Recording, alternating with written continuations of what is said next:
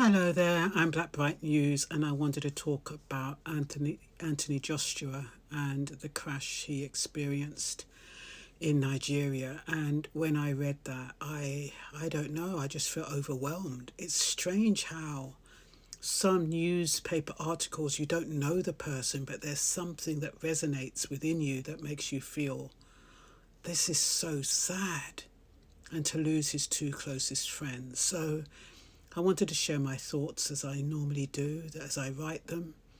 I find that more recently I don't seem to be cohesive. Not quite sure why, but I write them down just so there is some cohesion and understanding, and also to kind of keep me concise and in the specified time frame. So please understand when I'm reading. So I've titled it The Weight of Being the One Who Survived, Anthony Joshua. I want to approach this gently because this is one of those stories that sit very quietly in the chest. It doesn't shout. It doesn't need sensational language. It just rests there, heavy. When a person survives a crash, that kills the people closest to them. The world doesn't simply continue. Time behaves strangely. The calendar keeps moving, but internally everything stalls, especially when it happens just before a new year, when everyone else is talking about fresh starts, resolutions, momentum. For the survivor, the future can feel like an accusation rather than a promise. There is a particular kind of shock that comes with survival. It isn't just fear or grief, it's disbelief mixed with intrusion. The body is alive, breathing, functioning, while the mind keeps replaying an alternative reality. I shouldn't be here. Not in a dramatic way, but in a quiet, nagging way. Why me? Why now? Why them? People often assume grief is sadness, but for survivors of fatal accidents, sadness is only one layer. There is guilt, sometimes immediate, sometimes delayed.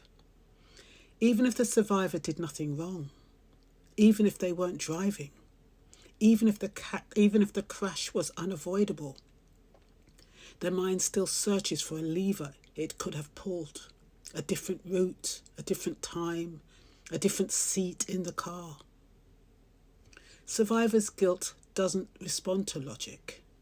It responds to proximity and love.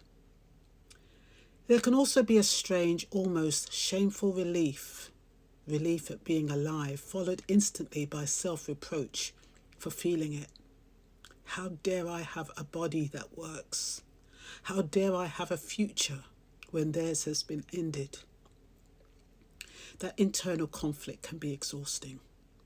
It's one reason survivors often withdraw, not because they don't appreciate support, but because they don't know which version of themselves they are allowed to be in front of others, the grieving friend or the living one. Another emotion that surfaces is responsibility, even when it doesn't belong there. If the survivor is a public figure, that responsibility multiplies. There is a weight of private grief and the expectation of public composure. You're expected to issue statements to be grateful you survived, to return eventually to the role people recognize you in. Strength becomes something demanded rather than chosen. And then there's anger, quiet anger often turned inward.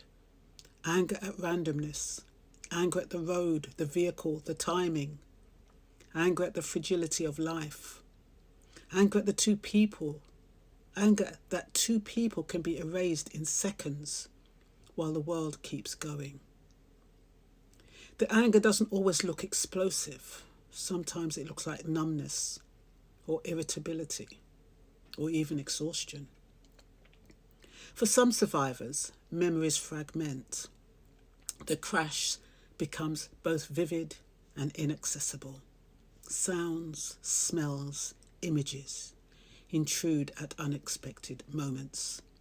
While brushing teeth, while crossing the road, while sitting in silence. Trauma doesn't ask permission. It arrives sideways. If the survivor had been driving, the emotional load can become almost unbearable. Even when authorities say there was no fault, the internal courtroom never closes.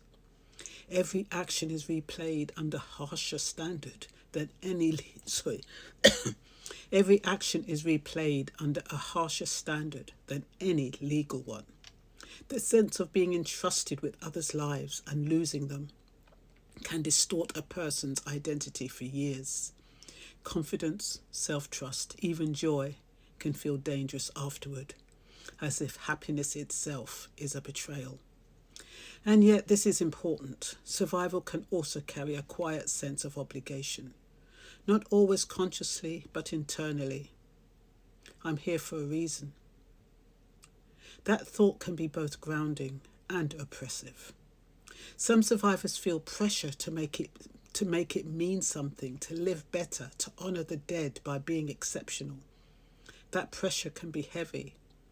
Living doesn't need to be earned, but trauma often convinces people it does.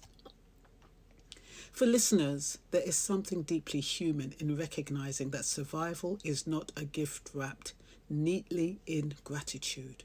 It is complicated. It is painful. It can isolate.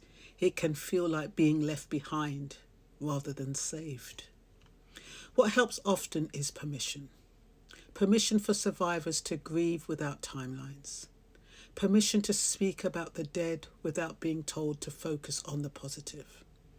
Permission to be alive without apology. And permission eventually to step back into life, not as the person they were before, but as someone reshaped by loss. As the year turns, stories like this remind us that not everyone enters January with hope. Some enter it carrying names, memories, unfinished conversations. And that doesn't make them weak, it makes them human. Survival is not the opposite of loss. Sometimes it is its companion. And I hope something in this resonated with some of you who may have experienced loss in this way and who may be carrying that guilt and those feelings of responsibility and obligation and the desire to prove yourself because you've lived for a reason. And I was thinking about that man, the Asian man who survived the air crash. He was the only one who survived out of over 200 people. And he withdrew. He withdrew from his family. He withdrew from the world. And he kept on questioning, why me? Why did I live? And he couldn't appreciate his family even. He chastised himself so much. And this is about giving yourself permission, taking time to grieve, taking time not to justify it, he was brave enough to say, look, I don't want to talk to anyone.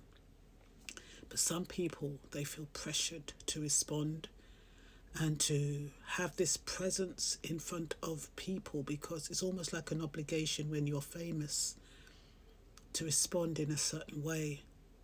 And cameras, they're not empathetic.